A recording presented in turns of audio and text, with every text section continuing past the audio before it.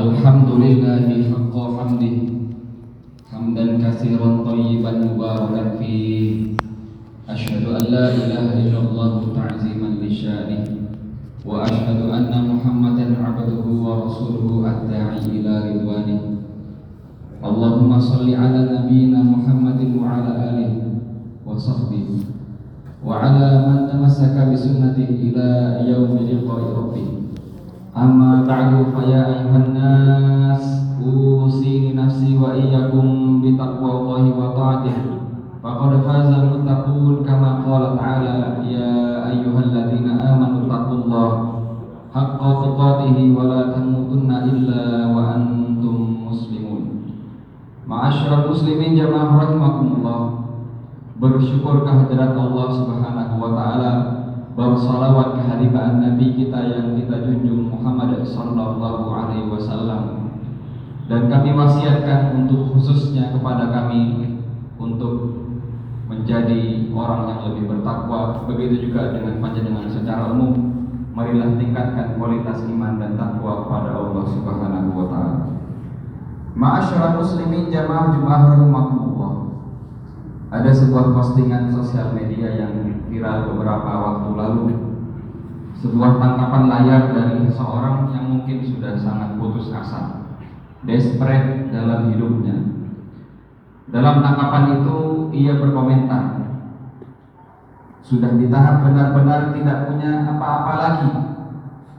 Apakah gue jadi LC aja kali ya?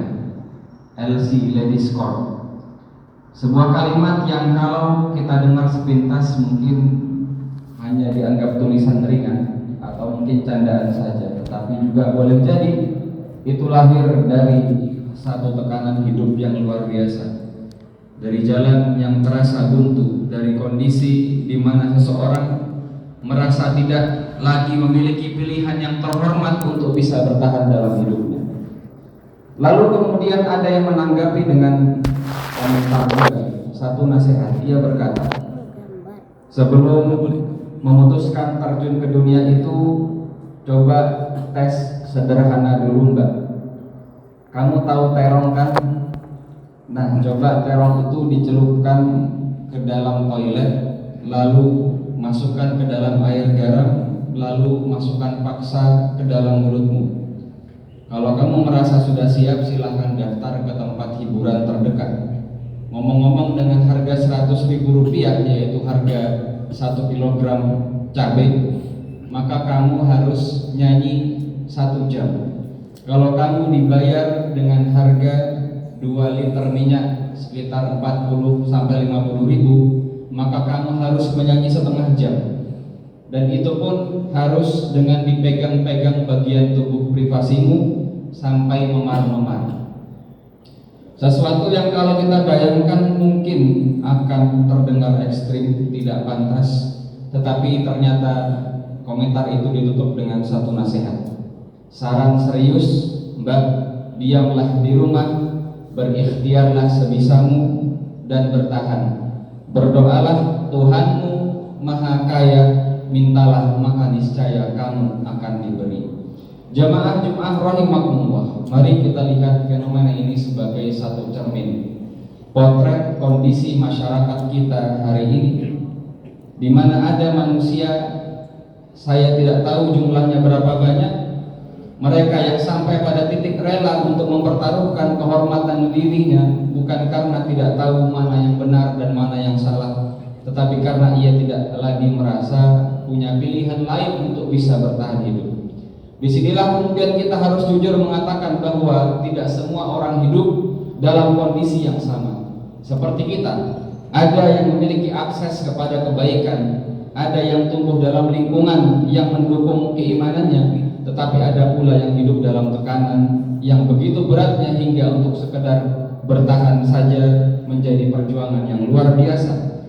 Ketika manusia ada dalam kondisi yang terdesak seperti itu, maka secara psikologis ia akan masuk ke dalam apa yang kita sebut sebagai mode bertahan atau survival mode, kondisi di mana akal sehat tidak lagi bekerja secara utuh, apalagi pertimbangan halal dan haram akhirnya mulai melemah, dan yang tersisa hanyalah dorongan untuk bisa bertahan dengan dengan cara apapun. Maka dalam kondisi seperti itu, rasa malu yang selama ini menjadi penjaga kehormatan itu akan runtuh. Batasan-batasan moral menjadi kabur, dan sesuatu yang sebelumnya dianggap hina perlahan-lahan akan dianggap biasa. Padahal kita semua memahami bahwa jalan pintas yang haram tidak akan pernah bisa menyelesaikan masalah, malah ia hanya akan memindahkan masalah dari bentuk satu ke bentuk yang lainnya, yang lebih gelap, yang lebih merusak. Jamaah rahimakumullah, namun di sisi yang lainnya kita juga tidak boleh menutup mata bahwa kemiskinan, kesenjangan, keterdesakan hidup itu bukan sekedar ujian individual, tetapi ia lebih merupakan buah dari sistem yang tidak adil, dari pengelolaan negara yang tidak berpihak kepada rakyat, dari korupsi yang dibiarkan tumbuh dan mengakar. Ketika kebutuhan dasar manusia tidak bisa dipenuhi, ketika kesempatan hidup yang layak itu menjadi sempit, hanya menjadi privilege bagi sementara manusia, maka masyarakat akan didorong masuk ke dalam sebuah lingkaran setan. Lingkaran yang dimulai dari rasa takut akan miskin, akan susah, lalu akhirnya berujung pada perbuatan keji sebagai jalan pintasnya. Dan inilah kemudian yang telah Allah jelaskan dalam surat Al-Baqarah ayat 268. A'udzubillahi minasyaitonir rajim. Asy-syaitanu ya'idukumul faqra wa ya'murukum bil fahsya. Setan itu menakut-nakuti kalian dengan al-faqr, dengan kefakiran, dengan kemiskinan. Wa ya'murukum bil fahsya, dan menyuruh kalian berbuat keji. Wallahu ya'idukum maghfiratan minhu wa fadla. Sedangkan Allah menjanjikan ampunan dan juga anugerah atau karunia. Maka jamaah rahimakumullah, ayat ini seperti sebuah peta menunjukkan dengan jelas tentang bagaimana manusia bisa terjatuh. Kita perhatikan urutannya, bahwa setan tidak langsung mengajak kepada maksiat, kepada zina, kepada judi, kepada pinjol, kepada begal, rampok, kepada korupsi. Tidak. Ia tidak langsung mengajak kepada kemaksiatan besar, tetapi ia akan memulainya dari satu pintu yang terlihat manusiawi, yaitu apa? Rasa takut terhadap kemiskinan. Ia membisikkan, bagaimana kalau kamu tidak bisa makan? Yang lebih mengerikan lagi, bagaimana kalau kamu tidak bisa memberikan anakmu, istrimu makan? Bagaimana kalau kamu tidak punya uang untuk bayar tagihan ini itu? Bagaimana kalau hidupmu hancur? Ketika ketakutan ini dibiarkan tumbuh tanpa iman, maka manusia akan menjadi panik. Dan ketika manusia panik, ia akan kehilangan kendali. Dan di titik itulah setan masuk dengan langkah berikutnya. Ia akan membisikkan, kalau begitu lakukan saja, ambil jalan pintas, tidak apa-apa. Dan disinilah fahsya atau perbuatan keji menjadi terlihat sebagai satu solusi. Ma'asyiral muslimin jamaah Jumat rahimakumullah, kalau kita memahami ayat ini dengan jujur, maka kita akan melihat bahwa apa yang terjadi di masyarakat kita hari ini bukanlah sesuatu yang terjadi tiba-tiba. Ada rantai sebab akibat yang jelas. Ketika sebuah negeri gagal menghadirkan kesejahteraan, keadilan tidak dapat ditegakkan, ketika kekayaan hanya berputar di kalangan tertentu saja, maka secara tidak langsung negeri itu sedang membuka pintu-pintu menuju kerusakan moral atau fahsya. Orang yang kenyang mungkin masih bisa menjaga prinsipnya, tetapi orang yang lapar, yang terdesak, yang tidak punya pilihan, ia sedang berada dalam posisi yang sangat rentan untuk tergelincir. Hari ini kita melihat realita itu di depan mata kita. Praktek prostitusi yang semakin terbuka, normalisasi kemaksiatan di berbagai macam platform, bahkan manusia menjual dirinya bukan lagi di tempat tersembunyi, tetapi di ruang-ruang publik digital yang dapat diakses oleh siapa saja, bahkan termasuk oleh anak kita. Dan semua ini tidak terjadi dalam ruang hampa.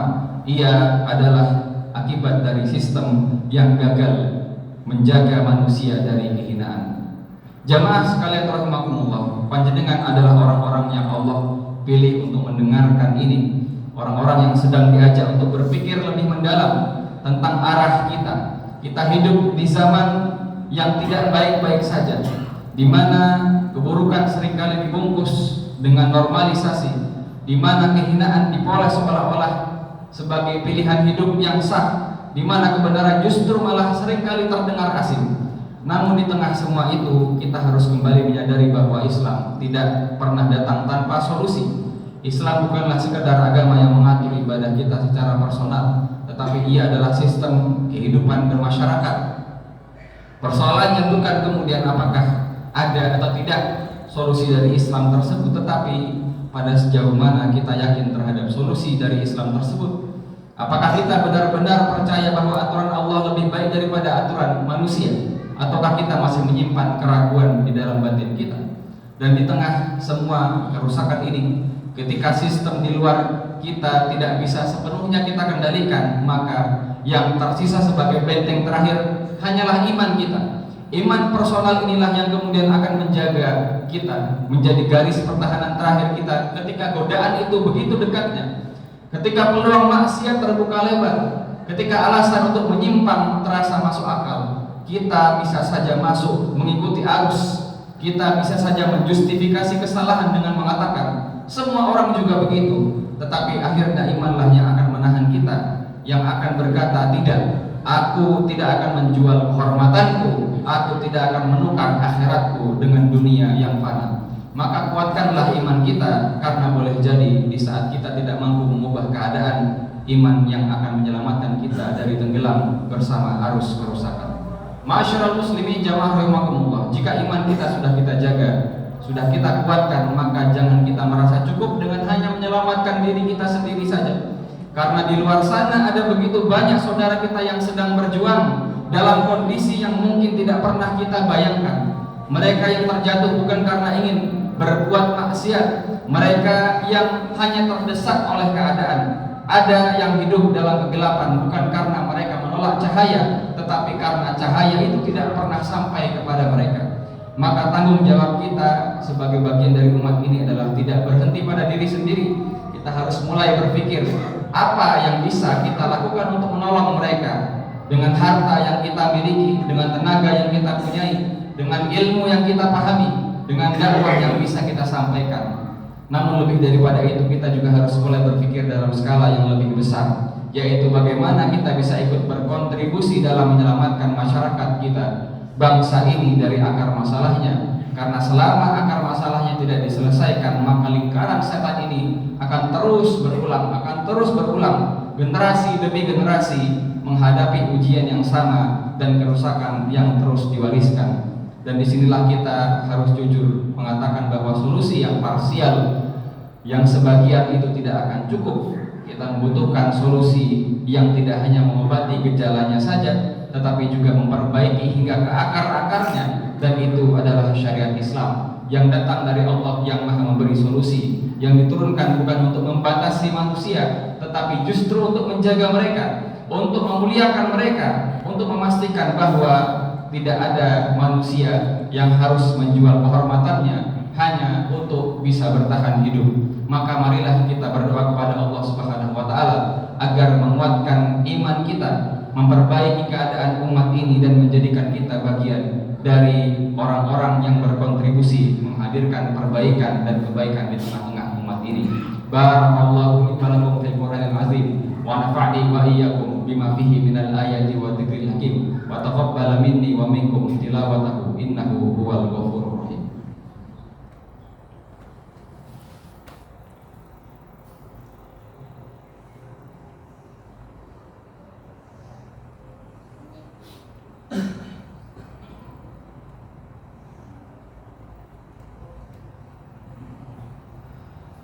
Innal hamdalillah nahmaduhu wa nasta'inuhu wa nastaghfiruh wa na'udzu billahi min shururi anfusina wa min sayyiati a'malina may yahdihillahu fala mudilla lahu wa may yudlilhu fala hadiya lahu. Asyhadu an la ilaha illallah wa asyhadu anna Muhammadan 'abduhu wa rasuluh. Allahumma shalli ala nabiyyina Muhammad wa ala alihi wa sahbihi wa man tabi'ahum bi ihsanin ila yaumiddin. Faya ayyuhal hadiruna al-kiram, usikum wa nafsi bitaqwallahi wa ta'atihi faqad fazal muttaqun kama qala ta'ala ya ayyuhalladzina amanu taqullaha wa qulu qawlan sadida yuslih lakum a'malakum wa yaghfir lakum dhunubakum wa may yuti'illaha wa rasulahu faqad faza fawzan 'azima.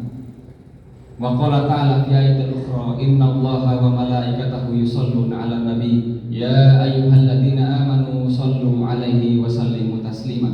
Allahumma ighfir lil muslimina wal muslimat wal mu'minina wal mu'minat al ahya'i minhum wal amwat innaka sami'un qaribun mujibud da'wat faya qadiyal hajat. Allahumma ighfir lana dhunubana wa kaffir 'anna sayyi'atina wa tawaffana ma'al abrar. Allahumma kfina bi halalika 'an haramik wa aghnina bi fadlika 'amman siwak. Allahumma inna na'udzubika minal faqr wal fitan ma zahara minha wa ma batan. Allahumma hassinna bil iman wa zayyinna bit ta'ah wasrif 'anna al fahsya wal munkar. Allahumma aslih ahwalal muslimin warfa' anhumuz zulma warzuqhum 'aishan karima. Allahumma ja'alna miftahan lil khair mighlaqan lisyarr waj'alna sababan fi hidayatin nas. Rabbana atina fid dunya hasanah wa fil akhirati hasanah wa qina adzabannar wa adkhilna jannata ma'al abrar ya aziz ya ghaffar ya rabbal alamin walhamdulillahi rabbil alamin. Wa sallallahu ala nabiyyina Muhammadin wa ala alihi wa sahbihi wa baraka wa sallam.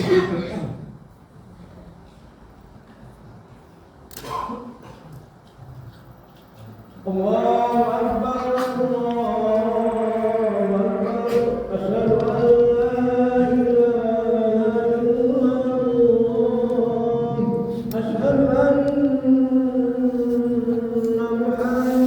Muhammadan rasulullah. Hayya 'alas salah, hayya 'alal falah, qad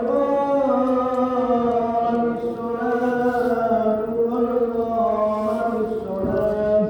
Allahu akbar, Allahu akbar, la ilaha illallah.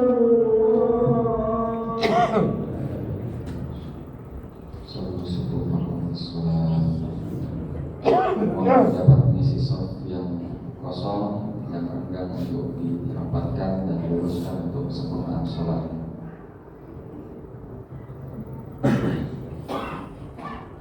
Allahu akbar.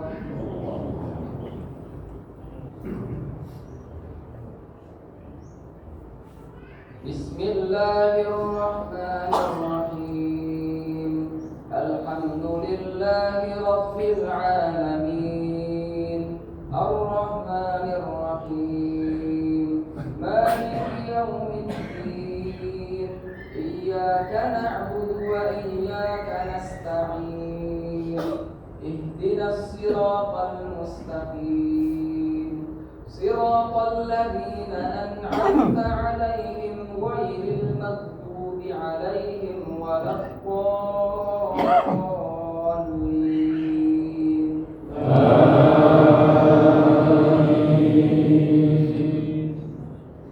Bismillahirrahmanirrahim.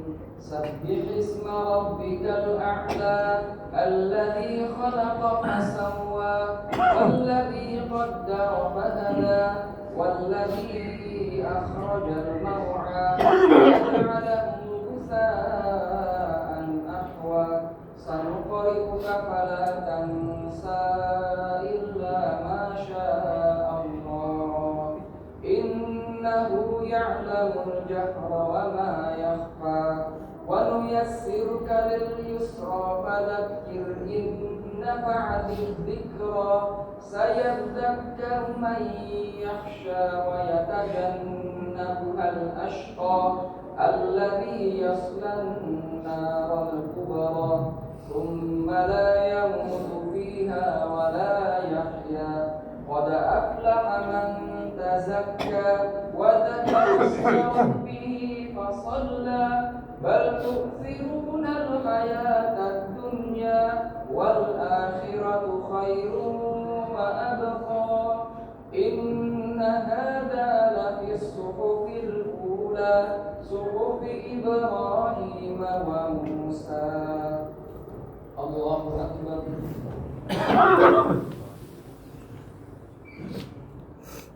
Sami'a Allahu liman hamidah. Allahu akbar.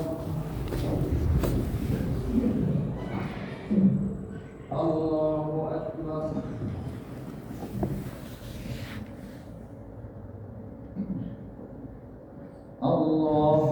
أكبر. الله أكبر. بسم الله الرحمن الرحيم. الحمد لله رب العالمين الرحمن الرحيم مالك يوم الدين إياك نعبد وإياك نستعين اهدنا الصراط المستقيم صراط الذين أنعمت عليهم غير المغضوب عليهم ولا الضالين.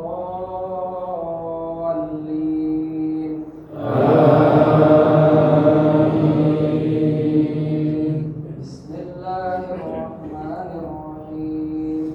هل أتاك حديث الغاشية وجوه يومئذ خاشعة عاملة ناصبة تصلى نارا حامية تسقى من عين آنية ليس لهم طعام إلا من ضريع لا يسمن ولا يغني من جوع وجوه يومئذ ناعمة لسعيها راضية في جنة عالية لا تسمع فيها لاغية فيها عين جارية فيها سرر مرفوعة وأكواب موضوعة ونمارق مصفوفة وزرابي مبثوثة أفلا ينظرون إلى الإبل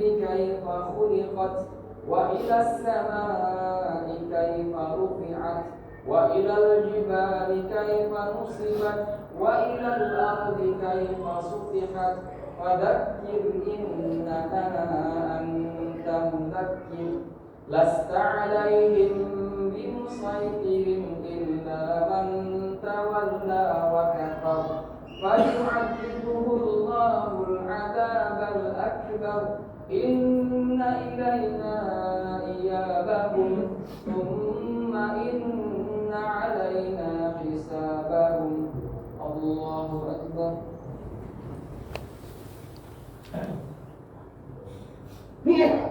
سمع الله لمن حمده. الله أكبر.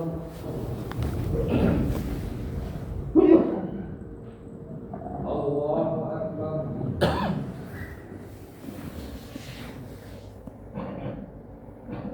الله أكبر. الله أكبر.